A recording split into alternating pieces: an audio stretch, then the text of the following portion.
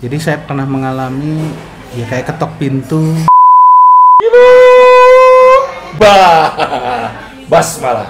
Bismillahirrahmanirrahim. Jadi dari kecil ya kita sudah dikenalkan oleh orang tua kita basmalah melalui ciluk. Ya. Saya ingin mengucap salam, insya Allah yang menjawab salam saya semuanya yang menyaksikan acara ini menjadi para kekasih-kekasih Allah. Assalamualaikum warahmatullahi wabarakatuh. Waalaikumsalam warahmatullahi wabarakatuh. Yang pantas dipuji hanyalah Allah, yang pantas diteladani hanyalah Rasulullah. Dan ini adalah acara ngobrol doang. Saya tidak sendirian doang, saya bersama dengan dua sahabat saya. Yang pertama Pak Udin dan Bang Embong. Wah, teman-teman mungkin belum kenal ya. Kalian biasa melihat acara podcast terkenal baru manteng. Jangan begitu ya. Anda berarti berprasangka buruk kepada Allah. Jangan-jangan orang ini nggak terkenal terus nggak perlu ditonton. Salah. Ini sesuatu yang pasti yang saya hadirkan karena orang yang berjiwa pasti mati. Dan siapa beliau? Beliau adalah orang yang memandikan mayat dan yang mengubur mayat. Apa kabar? Ini namanya, wah lihat ya, udah ada penunggu di sini nih. Ini namanya Embong, Embong ya. Ini namanya Bang Udin ya. Kalau Embong memang dari dulunya dinamain orang tua, emang bakal urusan dengan mayat. Ya. Orang kan kalau mati pakai gedebong, betul ya. Itu namanya Embong. Ya. Ini yang mandiin nih. Saya yang mandikan. Mandiin, oke.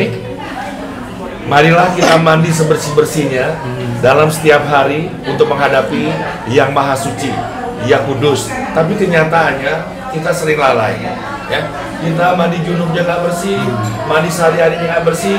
Pada akhirnya nanti kita dimandikan sebersih-bersihnya, tapi bukan kita yang mandiin, tapi pemandi mayat. Dong, ya. Emang ada kerjaan lain? Alhamdulillah, kalau kerjaan sih kita udah kemana-mana.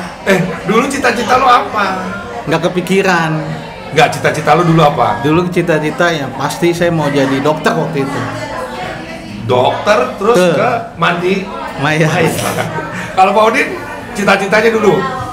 Ya cita-cita sih ada, cuman kan. Apa dulu cita-citanya? Ya tinggi tetap cita-cita mah, cuman cita-cita tetap tinggi. Apa tuh? Ya pengennya ya sukses lah. Suksesnya sebagai apa? Ya sepatu kayak orang-orang. Cita-cita dia tinggi. Tapi siapa yang sangka tiba-tiba urusan ke dalam tanah. Dia nggak gali ya. Allah itu memang cintanya begitu abstrak ya. Gitu ya. Kita dengar dulu dari Mas Embong. Bong. Iya. Gua ngedengar orang mati aja itu menjadi pelajaran yang berharga bagi gua. Dimana kalau matinya yang normal sih oke.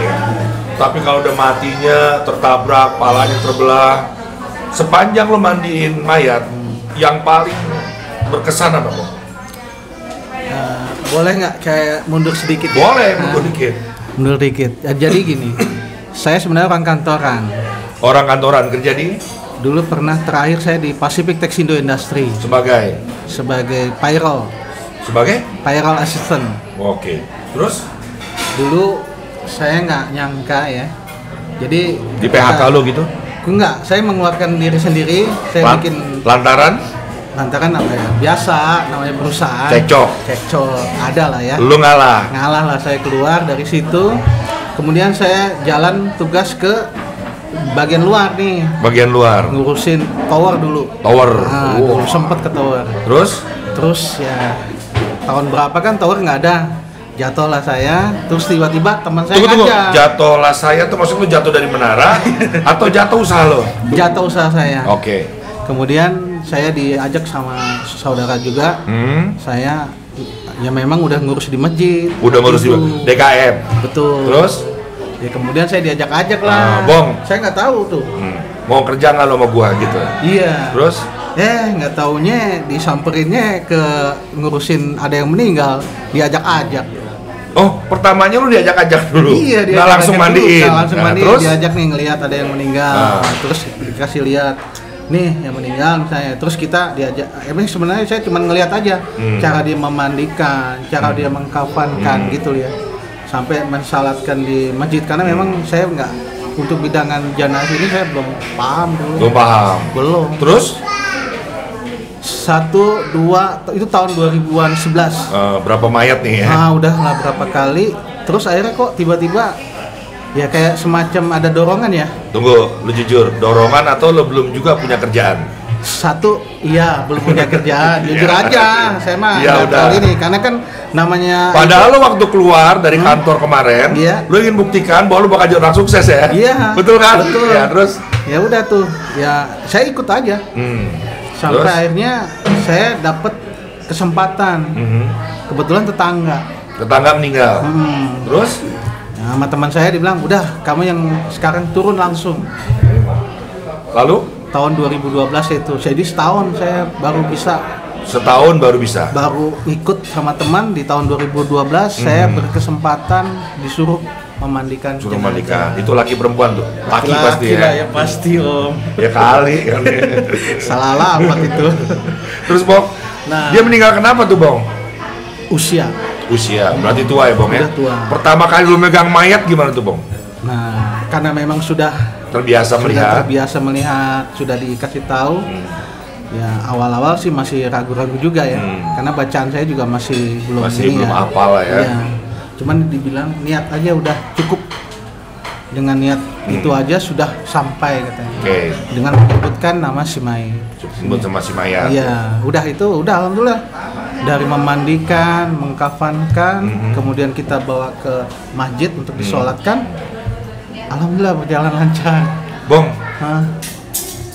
namanya orang meninggal, Bong, kan kita nggak tahu kapan. Betul. Jangan-jangan dia habis makan jengkol, gitu kan ya, makan yang berbau, atau itu gimana Bong, lo ngebersihinnya Bong? Jadi gini, kebetulan ini kan orang tua ya. Orang tua ini alhamdulillah sih asupan makannya kan berkurang, udah banyak berkurang tuh kalau udah orang yang udah tua-tua gitu. Jadi alhamdulillah bersih Pak. Bersih. Kita dorong juga nggak keluar apa-apa. Nggak keluar apa-apa. Tapi lo pernah waktu mendorong kotoran banyak? Ada. Biasanya yang bagaimana Bong? Orangnya gendut? Ya kurang lebih kayak kita nih ya? Iya. Aduh ya Allah. Makanya ngeri Bang. Kalau yang ngerinya kenapa? Gini, karena mau nggak mau kan sebersih-bersih mungkin. Kita sebersih-bersih sampai mohon maaf mazi itu keluar.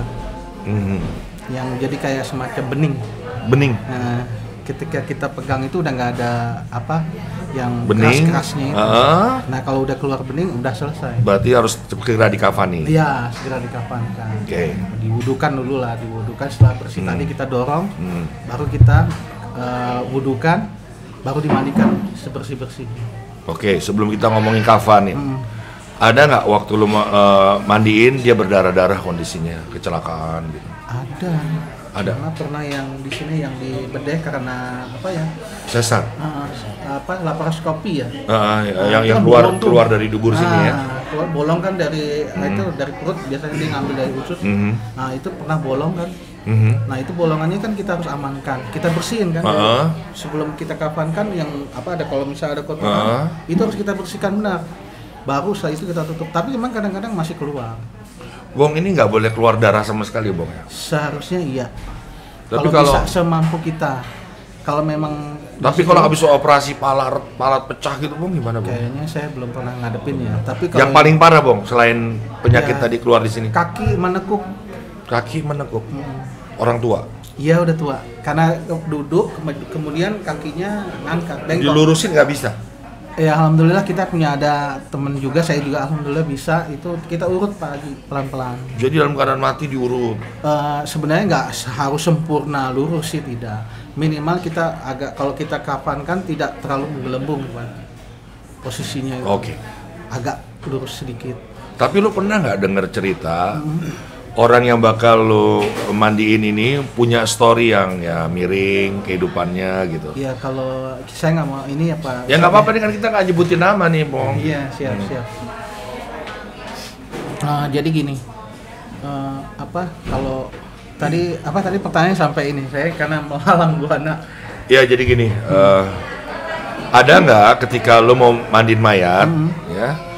Lu denger cerita nih orang ini begini belok kehidupannya, nggak ngerti agama, nggak mau belajar agama, durhaka sama orang tua misalkan gitu ya.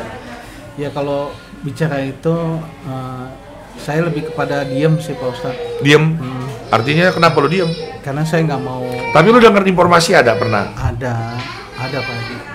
Cuman kan tetap aja ya namanya orang itu kan kalau sudah mati sebagaimana kita yang hidup aja Pak Ustadz. Kita urusin sebaik-baiknya walaupun kita dengar apapun itu. Wah, keren ya. Walaupun kita dengar apapun itu, ya kita sebaik-baiknya kita urus karena yang namanya memandikan jenazah itu tujuannya memuliakan si mayit terlepas dia dari segala macam informasi. Kalau saya pribadi Pak Ustadz ya. Wah, gue suka ya, gue dapat pelajaran ya bahwa seburuk-buruk apapun kehidupan manusia, kita nggak boleh gibah apalagi fitnah ya.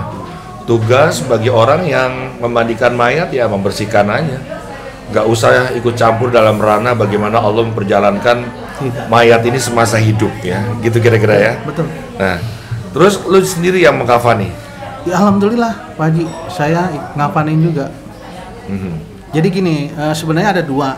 Saya ini sebenarnya kayak semacam mentor juga sekarang udah mentor sekarang ya. Waduh. Jadi saya cuma ngasih instruksi saja Pak Haji. Jadi kayak misalnya, mandikan misalnya. Sekarang gini Pak Haji, kadang-kadang gini, saya cuma mau menyampaikan di keluarga itu kadang-kadang gini Pak Haji, ada yang nggak mau mandikan. Karena iya, takut bau atau. Padahal kalau menurut lo gimana? Apakah misalkan 3 anaknya masih ada, ibunya meninggal, wajibkah atau sunnahkah untuk anak-anaknya memandikan? Kewajiban sebenarnya. Kewajiban? Wajib. Teman-teman, aduh, gimana ya? Siapakah orang bodoh itu? Orang yang selagi kedua orang tuanya sehat, tapi dia menyia-nyiakan kehidupannya. Terus kamu jangan nangis selagi mendengar ibu kamu wafat gitu. Lagi sehat juga harus dirawat, apalagi kalau udah sekarat. Terus jerit-jeritan kayaknya sia-sia begitu ya.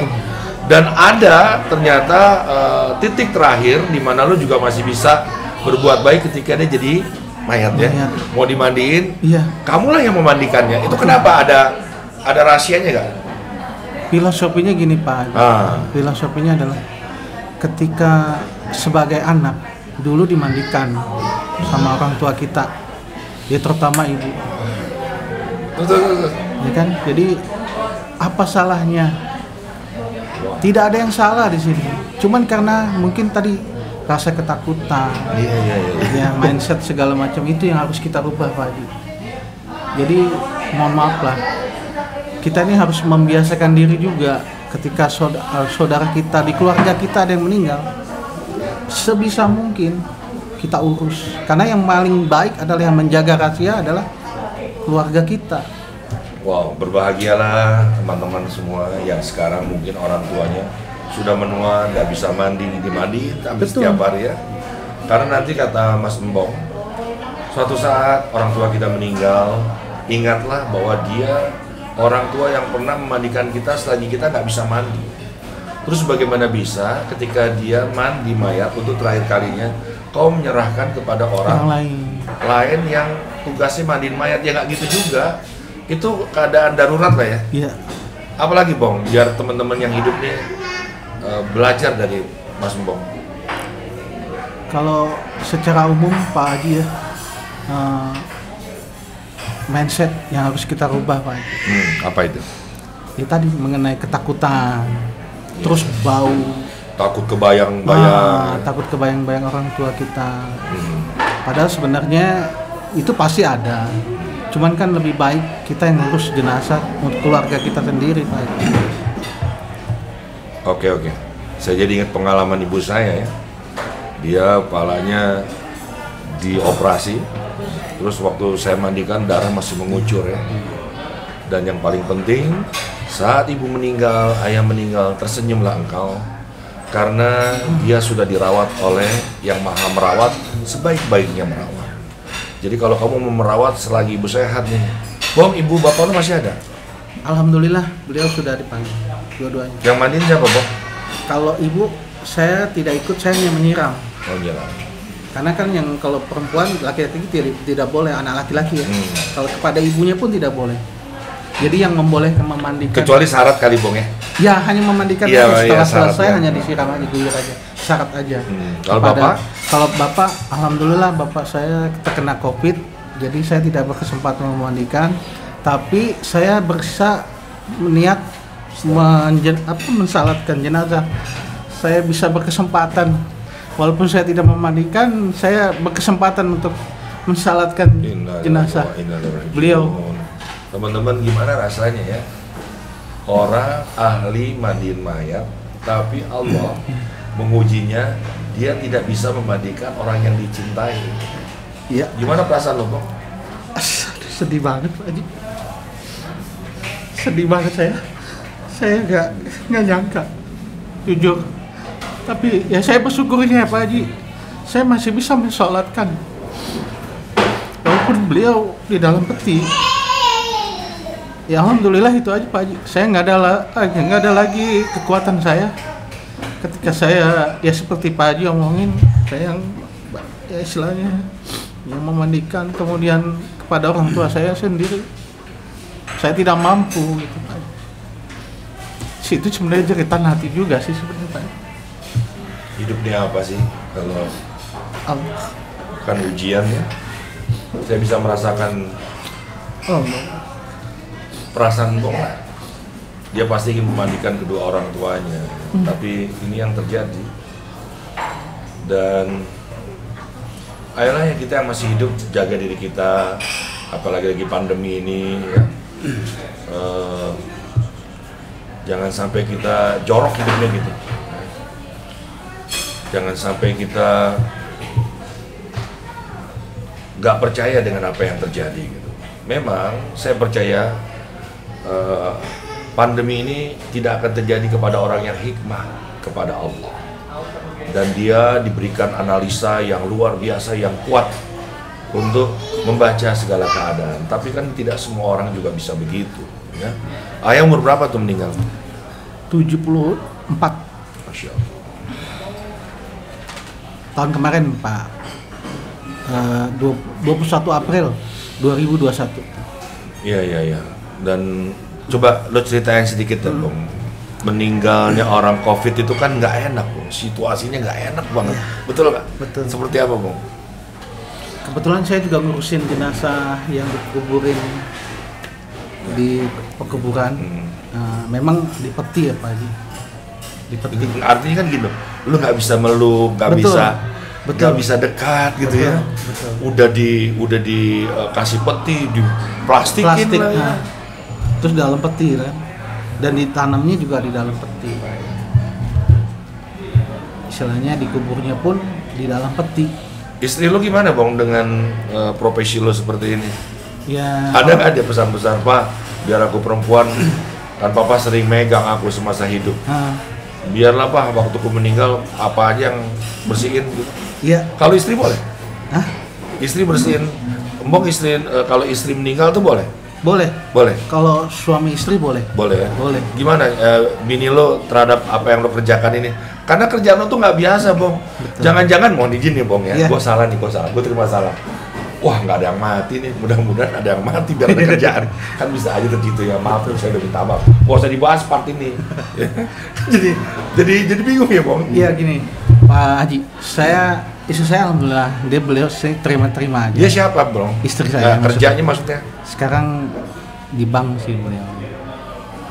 Di bank, Bong? Iya. Hebat bini lo tuh. Anak lo bingung. berapa? 1 aja Pak Haji. Terus di bank mana, Bong? Artinya kedudukannya udah bagus? Branch lah. Nah, teman-teman belajar dari kehidupan seorang pemandi mayat nih, ya. Jadi istrinya ini mungkin dulu menyintai dia karena kedudukan dia bagus ini pasti di kantor ya. Ya, siapa yang nggak suka perempuan dengan laki-laki di kantor?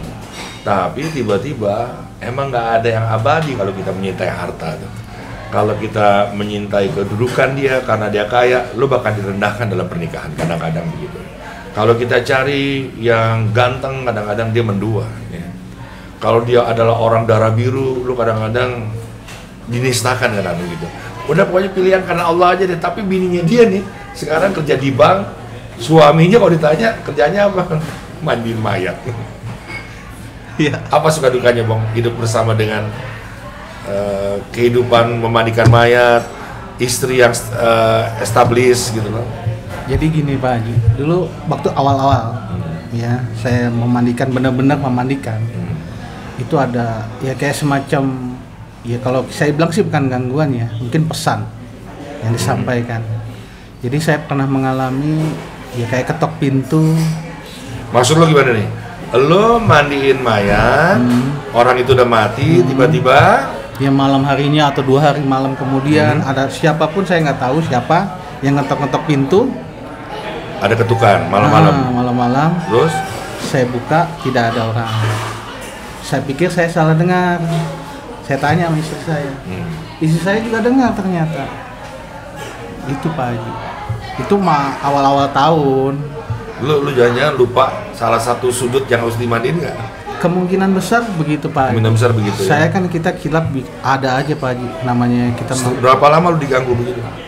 Awal sekitar 2 tahunan sampai 3 tahun. 2 tahunan, berapa lama diganggunya tuh?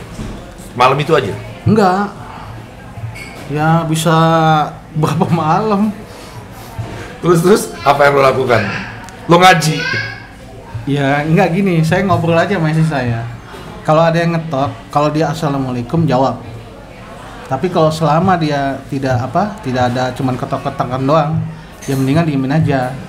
Saya bilang begitu sama istri saya. Kalau saya nggak ada di rumah, tapi kalau saya ada di rumah kebetulan dengar, saya buka Pak Haji. Saya jujur saya buka, karena memang kan berhari-hari waktu itu pernah. Ada sampai 3 hari 3 malam diketok-ketok itu pintu. Iya. Saya dengar suara itu benar-benar jelas. Kalau saya yang ada, saya tanya istri saya, dengar ketokan, Pak itu ada yang ketok siapa? Gimana? Ya itu tadi, apa ini ada yang salah nggak kemarin mandiinnya? Tapi dia gitu. takut.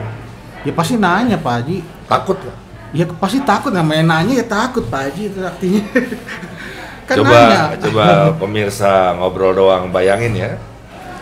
Kamu adalah istri seorang pemandi mayat, tiba-tiba mayat itu taruhlah ada yang kurang dibersihkannya, lalu dia mengetuk pintu pada suatu malam. Enak kalau suaminya ada di sebelahnya. Betul. Tapi kalau suaminya pas lagi tugas keluar, ada yang ngetok, bayangin nggak?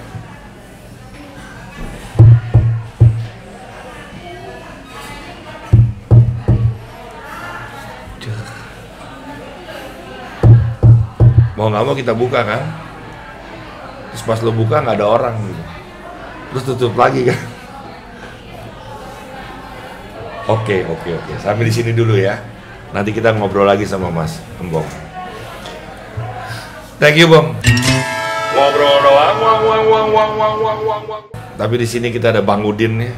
Bang Udin ini adalah yang meneruskan ya apa yang dikerjakan oleh Bang Embong nih. Dia memakamkan, menguburkan mayat tadi yang sudah dibersihkan. Dia dulu juga punya cita-cita yang tinggi, tapi dia nggak menyebutkan tingginya apa itu. Ya semacam orang lah bisa sukses kan gitu. Orang sukses, tiba-tiba dia bekerja bukan di ketinggian, tapi di kedalaman. Kedalaman. Ini jujur ya, Betul. saya pernah ngerjain album Iwan Fals, album hijau kala itu. Saya dapat ide bagaimana bayangan saya nih. Suatu saat Iwan Fals penyanyi besar akan meninggal dunia, terus akan dimakamkan, terus pasti datang yang hadir banyak sekali kan. Maka saya cari idenya di Menteng Pulo, makam yang udah digali, yang siangnya nanti bakal dimasukin. Saya foto, ada nisan jelek, saya foto, udah nggak ada bacaannya, saya foto gitu. Nanti saya tulis tuh, misalkan nih, maaf ya, anak Oi meninggal dunia, penyanyi balada, penyanyi besar, setengah dewa, Iwan Fals. Ide saya begitu, saya bawa nih foto. Dulu masih film cetakan ya, isi 36. Sampai di Menteng, saya mau nyetak. Saya kayak ditarik-tarik badan saya, Pak. Orang bilang berat banget, beratnya luar biasa. Tiba-tiba saya nggak bisa ngapa-ngapain, nggak bisa nyetak juga. Filmnya hancur semua. Saya harus dijemput sama istri saya untuk saya pulang ke rumah. Saya mau tanya itu pengalaman-pengalaman sebelum memakamkan mayat. Biasanya memulainya dengan ngobrol doang. Nah, saya mau mendengar cerita tentang mayat-mayat yang dimakamkan. Ini mulai dari jam berapa di order atau minimal jam berapa bisa digali? Kan nggak bisa buru-buru juga ya? Nggak bisa. Nah, gimana ceritanya? Ya tergantung dari pihak musibah. Musibah ya? Ya. Kalau meninggalnya jam 3 asar kan bisa tuh besoknya. Ya. Tapi kalau jam 3 pagi dia ingin jam 8 udah dikubur. Kubur. Kadang-kadang kalau udah jam 3 asar itu jam 4, jam 5, jam 6 bisa. Bisa. Berarti, ya. Oh, sorenya udah langsung bisa maghrib. Bisa. Jadi berapa lama butuh menggali? Paling 2 jam. 2 jam. 2 jam kelar. Pernah nggak nyetok? Belum ada yang meninggal kita bikin. Apa adabnya nggak boleh begitu? Enggak, saya nggak pernah. Nggak pernah ya? Nggak pernah. Oke. Ya. Terus waktu dimakamkan ada nggak kira-kira orangnya tinggi berapa? 165. Oke, kita gali 2 meter. Misalkan ya. Ya. Terus tiba-tiba nggak masuk tuh Pak. Pernah begitu Pak? Sekarang saya udah punya ukuran sendiri 2 meter. Mau berapapun? Ya, tetap ada ukuran 2 meter. Tuang di senetoran bener nggak tuh kalau ada orang memanjang nggak bisa masuk? Kadang-kadang digali ada air, ada batu, ada cacing dan lain-lain. Ya ada aja kendalanya. Ada aja. Pernah apa? Pas begitu, karena itu kan kuburan tua. Kuburan tua. Ya udah rata, karena nggak ada pengurus. Tunggu Bapak ini di mana tugasnya? Di makam. Di makam, Ya. Makamnya Di kampung itu. di kampung? Sebelah Dago tuh. Oh Cilalung. Terus makam tua tuh ya? Makam tua, karena dulu nggak ada pengurus, jadi itu dia kayu hutan. Apa? Kayu hutan. Wala. Nah sekarang alhamdulillah ada pengurus. Jadi setiap ada meninggal kan rata aja. Nggak tahu di sini ada makam atau enggak. Itu saya gali. Begitu saya gali masih utuh. Masih kain kapan, masih berupa mayat. Jadi ini makam tua. Makam tua. Tunggu sebentar nih Pak. Cilalung ini saya nah, kalau bisa ada gambarnya nih ya. Jadi Cilalung itu tempat pemakaman. Pemakamannya. Wakaf. Iya. Tapi nggak diurus. Nggak Kelihatan juga di mana makam-makamnya. Iya. Zaman dulu itu. Zaman dulu banget. Zaman dulu ya. Terus Bapak main gali aja kan. Tiba-tiba mentok. Mas mayat.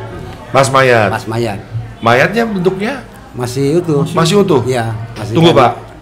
Bajunya kan udah kotor tuh, karvatnya udah kotor. Iya, Pas kotor. Bapak buka, Masih utuh.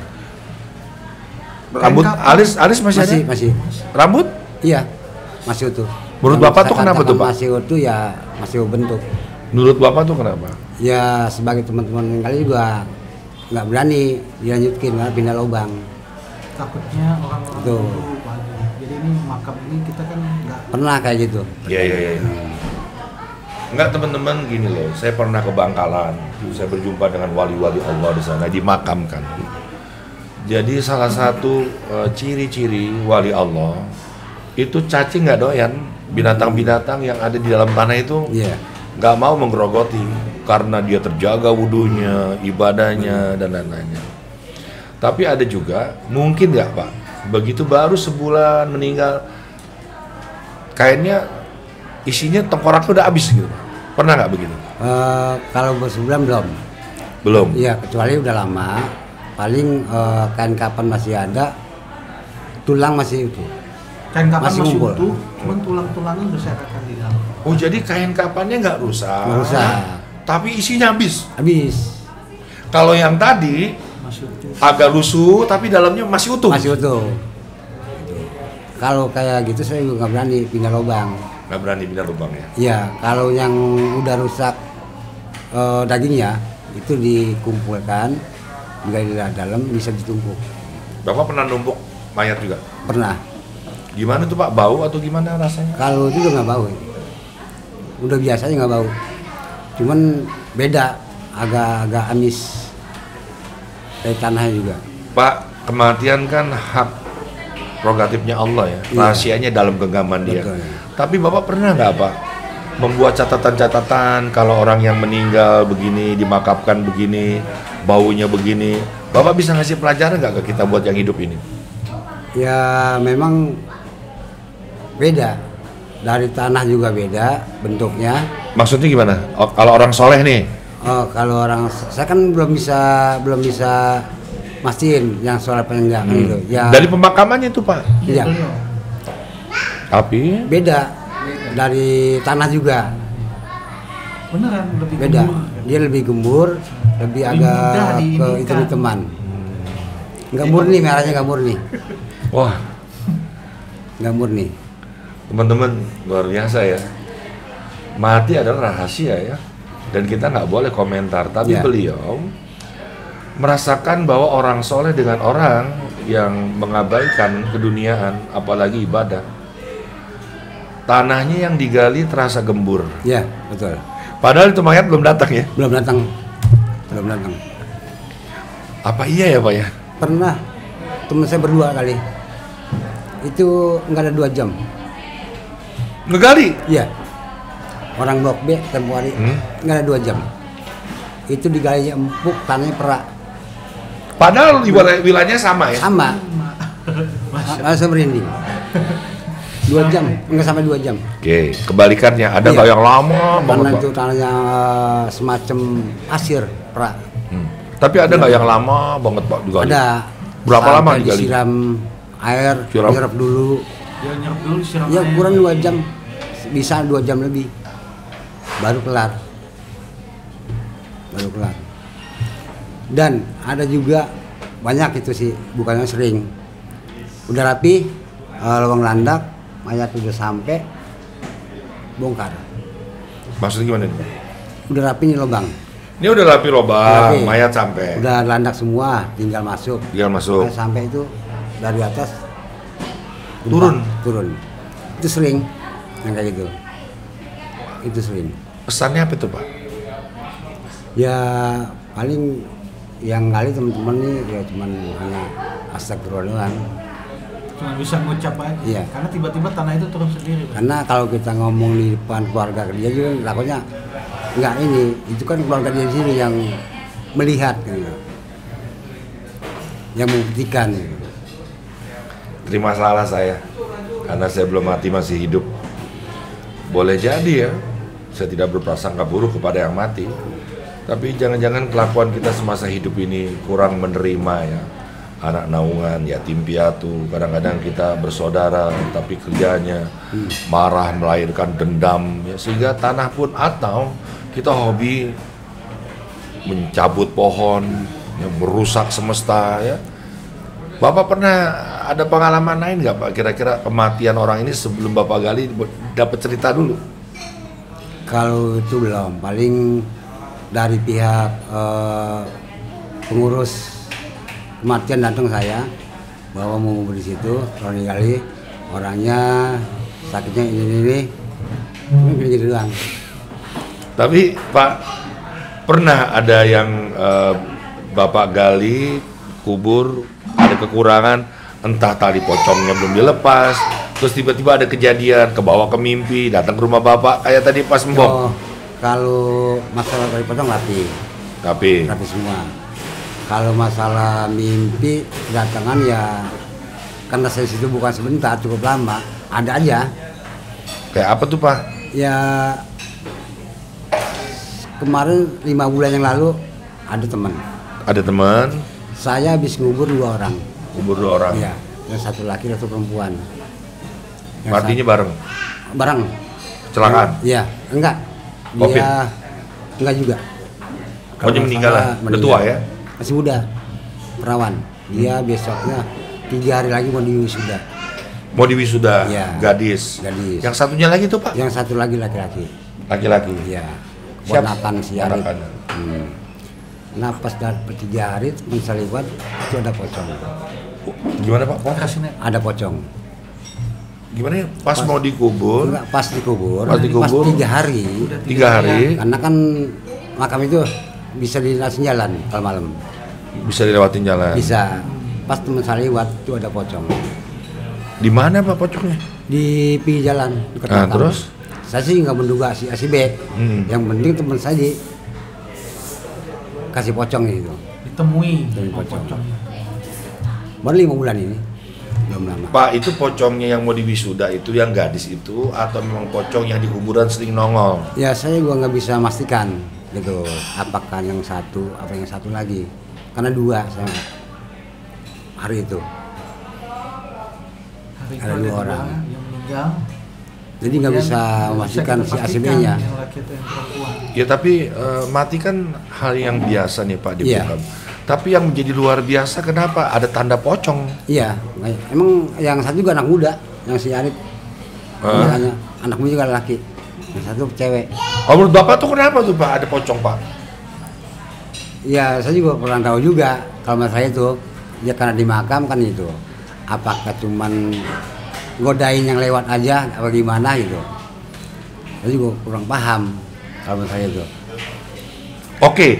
Pocong hari itu hadir ketika ada seorang gadis mau diwisuda dan satu lagi ada anak muda meninggal secara bebarengan. Iya. Sebelumnya pernah ada nggak pocong lagi Pak? Kalau pocong belum, cuma satu kali itu aja. Ya, yang lain kuntilanak, gondoruo. Kalau saya kan masih baru di Empang di pinggir makam, di situ. Siang malam di situ, di Empang. Emang setiap tidur juga. Bapak tinggal di Empang. Di Empang. Sendiri, sama rame-rame. Sama keluarga. Enggak, ada warga lain. Teman-teman gitu. Teman-teman kumpulnya di makam. Ya, beliau tidurnya karena di makam. siapa yang meninggal cepat datangnya. Oh, Bapak nongkrong di situ ya. Istilahnya kantornya situlah. Di Empang itu nggak ada kejadian apa-apa Pak? Nggak ada, paling ada. Ya biasa yang datang mah dalam mimpi cuman. Bagi beliau itu udah biasa karena beliau udah lama tugas di situ. Ada di situ dari makam berdiri. Ini kebetulan ketua makam juga beliau ini. Oke Bong, menurut lo deh Bong, yang dulu lo seseorang banget kerja mendapatkan kedudukan, lo percaya nggak tuh Bong di makam itu ada kuntilanak, ada pocong dan lain-lain? Ayo. Kalau sekarang bicara itu, kita balik aja ke rukun kita, rukun iman. Hal-hal yang gaib itu kita harus mempercayai. Berarti lo percaya ya? Percaya, sangat. Tapi lo bentuknya seperti itu lo percaya? Kalau bentuk saya nggak. Lo belum pernah lihat sama sekali? Belum pernah. Cuma saya ditampakkan hanya tadi, misalnya suara, perasaan, kayak ada yang merinding bulu kuduk. Kayak ada yang niup gitu. Kalau itu iya, itu mah udah hampir. Ya udah, makanya saya udah nggak terlalu inilah, nggak terlalu dipikirkan kalau saya. Kalau ini yang begini ditiup-tiup. Bapak ada nggak menerima pemakaman ketika pemandiannya nggak beres nih, masih bau, masih ada darah, itu gimana Pak? Kalau ya pernah nggak begitu? Pernah, cuman kan saya nggak menyangka yang mandikan nggak bersih kan gitu. Karena walaupun bersih pun darah tetap keluar, itu banyak kayak gitu.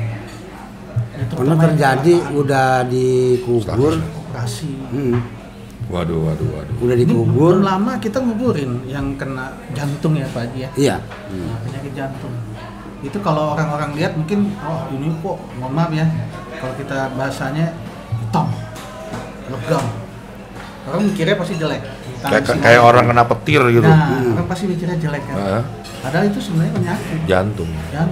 Gelap, bukan gelap segala macam. Orang kalau yang jelek mikirnya pasti, wah ini udah kena itu kan. Di dunia aja udah kena begini. Banyak yang begitu loh Pak Haji.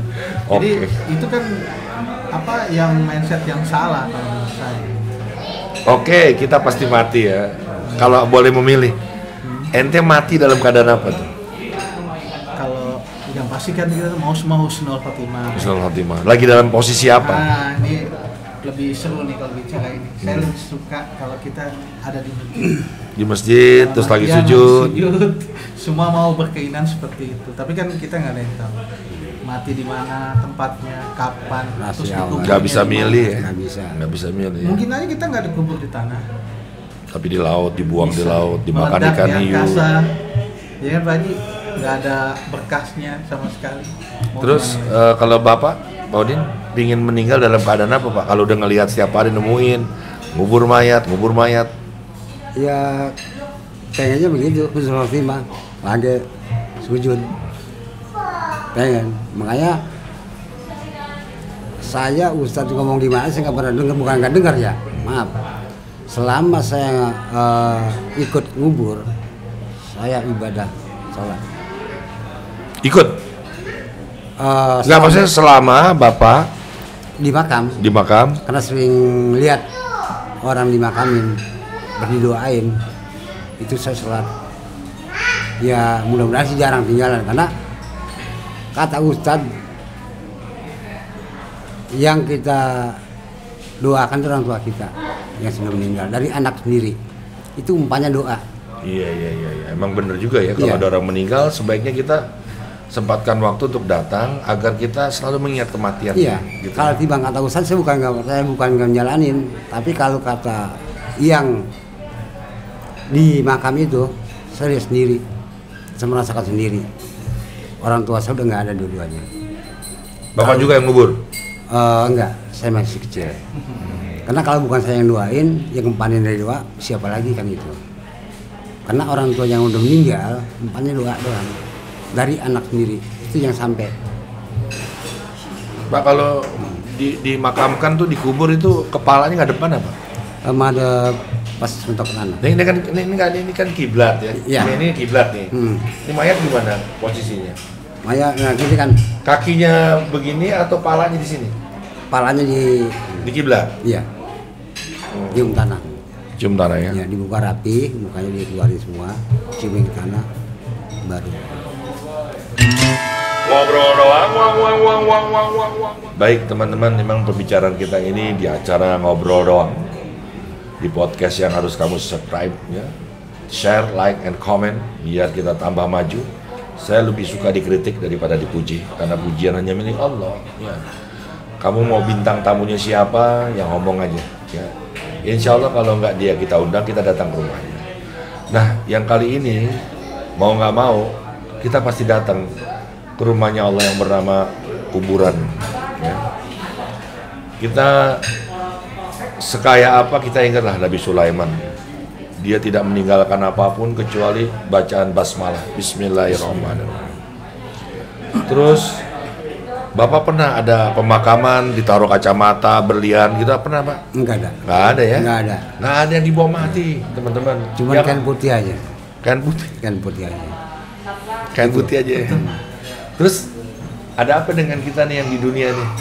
Pingin segala nih kita punya, segala sesuatu harus kita pamerin. Ya. Pernah Pak nguburin yang paling kaya banget yang Bapak pernah? Ada? Ada.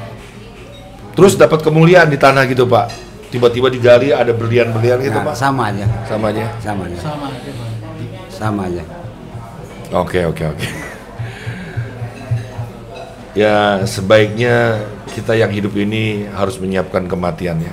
Sebaik-baiknya kematian adalah orang-orang yang husnul khotimah. Di antara tanda-tandanya dia menyebut la ilaha illallah, Allahu Akbar. Dan kau pikir itu gampang menyebutkan la ilaha illallah, Allahu Akbar dan butuh latihan gitu? Saya punya cerita sebelum nanti beliau memberikan kata-kata mutiara. Ada orang kaya banget, saking kayanya, banyak urusannya, dia lalai ibadah. Tapi dia selalu merindukan untuk ibadah.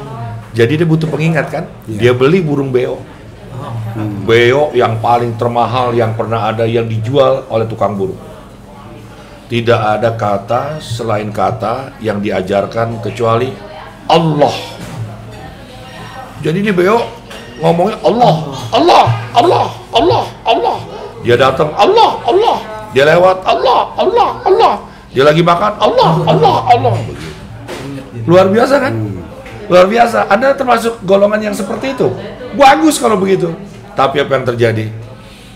Namanya orang lalai dia. Dia pergi lupa nutup kucingnya.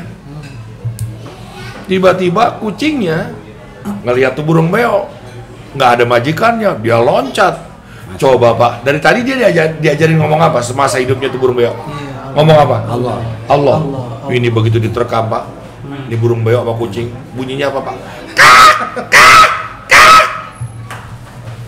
Nggak Allah lagi. Emang kita pikir itu mati itu mengucapkan kata itu adalah karena kita hebatnya latihan berzikir gitu? Belum tentu. Belum. Ada pesan-pesan nggak teman-teman nih buat teman-teman terutama saya yang hidup, buat kru-kru dari ngobrol doang nih? Kalau dari saya, ya Pak Haji ya, kita harus merubah mindset Pak Haji. Merubah mindset tentang takut jadi berani mengurus jenazah keluarga kita sendiri.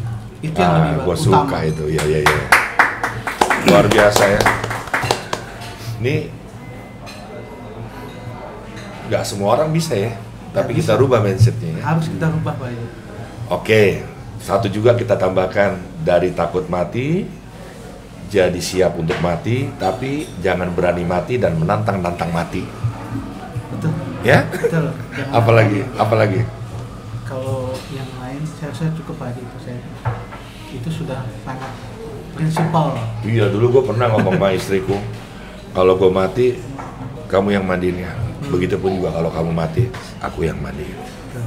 Ya, kalau kita mati berdua, panggil Mas Embong. Siap. Aduh ya Allah. Bang Udin, pesan-pesan buat yang hidup nih.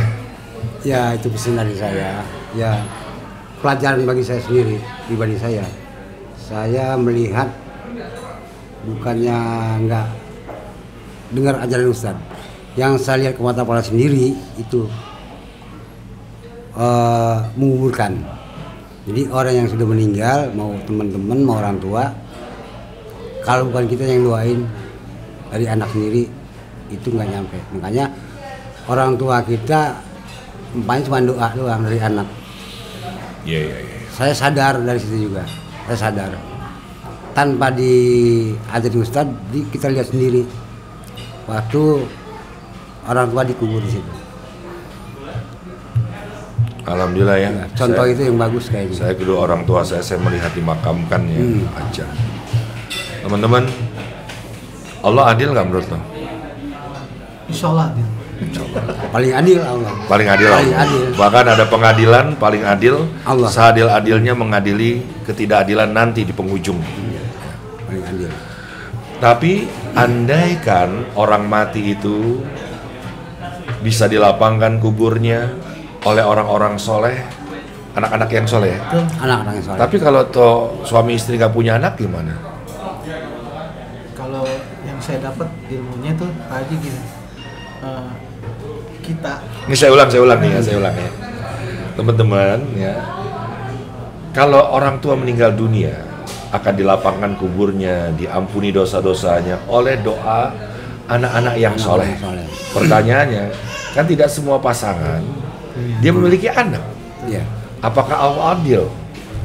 Nah, gimana? Nah, kalau menurut saya pribadi, Pak Haji, kita kan sebenarnya camat calon mati semua ini. Tentu orang yang bijak adalah orang yang mau mempersiapkan kematian. Ingat mati ya. Itu yang penting.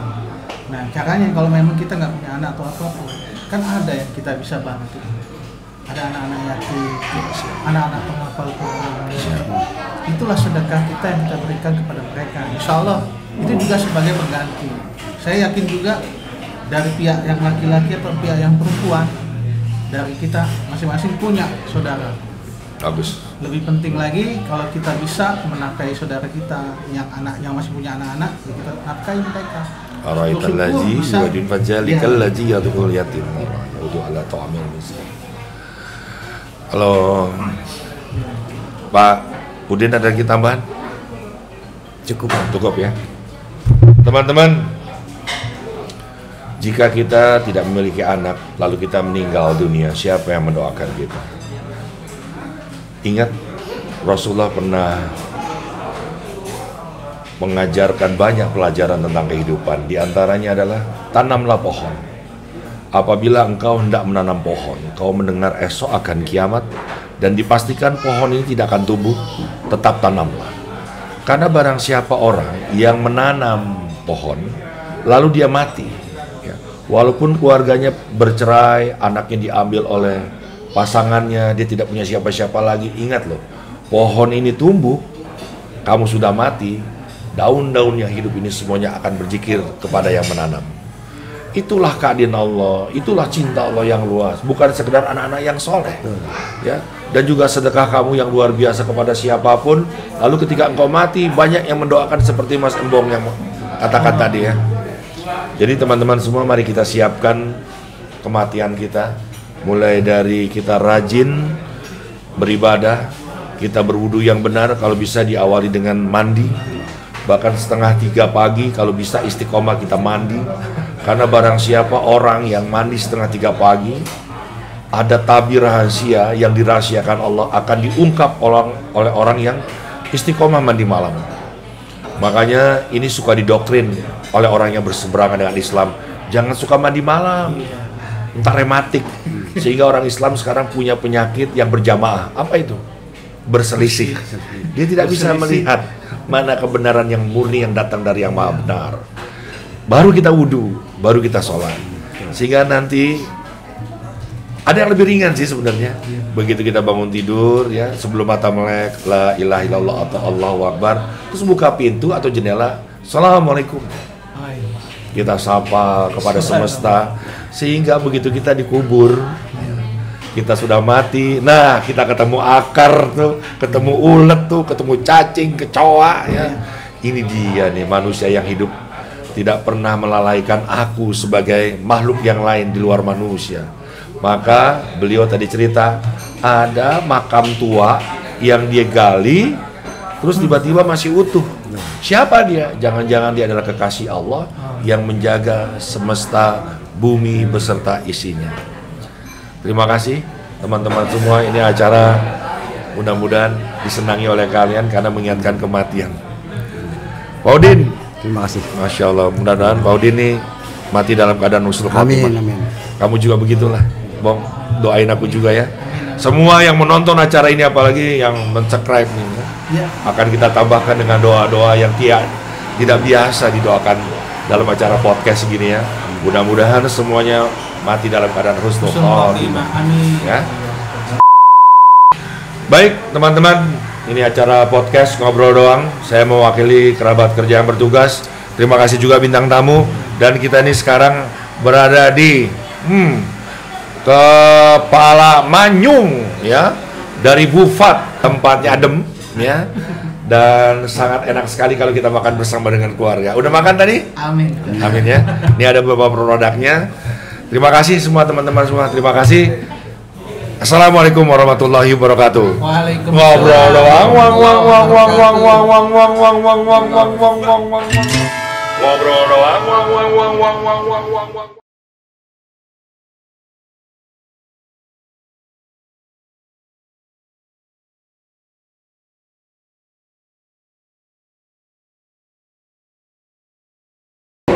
Siapa dia? Jangan-jangan dia adalah kekasih Allah.